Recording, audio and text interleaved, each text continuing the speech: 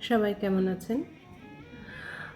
আজকে আমি জয় গোস্বামীর মালতীবেলা বালিকা বিদ্যালয় বলে বিখ্যাত কবিতাটি আবৃত্তি করার চেষ্টা করব। এই কবিতাটি অনেক গুণী শিল্পীরা অনেক সুন্দরভাবে করেছেন। তাদের থেকে ইন্সপায়ার হয়ে আমার একটা ক্ষুদ্র প্রচেষ্টা, আমার ভুল ত্রুটি মার্জনা করবেন। ধন্যবাদ। বেণীমাধব, বেণীমাধব, তোমার বাড়ি যাব।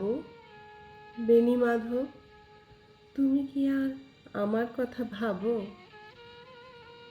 বেণীমাধব, মোহনবাসী তমাল তরুমূলে বাজিয়েছিলে, আমি তখন মালতী স্কুলে।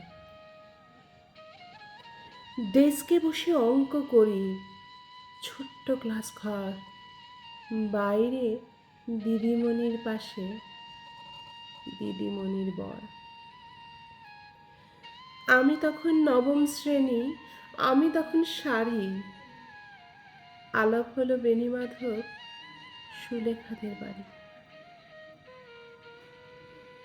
বেণীমাধব, বেণীমাধব, লেখাপড়ায় ভালো, শহর থেকে বেড়াতে এলে আমার রং কালো। তোমায় দেখে এক দৌড়ে পালিয়ে গেছি ঘরে। বেণীমাধব, আমার বাবা দোকানে কাজ করেন। কুঞ্জে ওলে গুঞ্জে তবু ফুটেছে মঞ্জরি, সন্ধ্যাবেলা পড়তে বসে অঙ্কে ভুল করি। আমি তখন নবম শ্রেণী, আমি তখন 16, ব্রিজের ধারে বেণীমাধব লুকিয়ে দেখা হলো। বেণীমাধব, বেণীমাধব, এত দিনের পরে সত্যি বলো, সেসব কথা এখনো মনে পড়ে? সেসব কথা বলেছ তুমি তোমার প্রেমিকাকে? আমি কেবল একটি দিন তোমার পাশে তাকে দেখেছিলেন, আলোর নিচে, অপূর্ব সেই আলো। স্বীকার করি, দুজনকেই মানিয়েছিল ভালো। জুড়িয়ে দিল চোখ আমার, পুড়িয়ে দিল চোখ।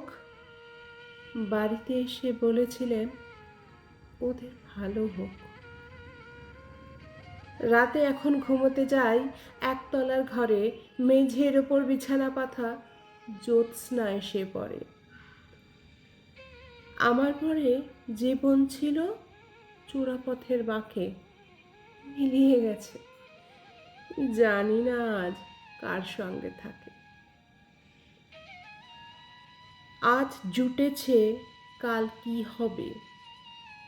কালের ঘরে শোনে আমি এখন এই পাড়ার সেলাই দিদিমণি। তবু আগুন, বেণীমাধব, আগুন জ্বলে কই? কেমন হবে আমিও যদি নষ্ট মেয়ে হই? ধন্যবাদ শ্রোতা মণ্ডলী আমার কবিতা শোনার জন্য।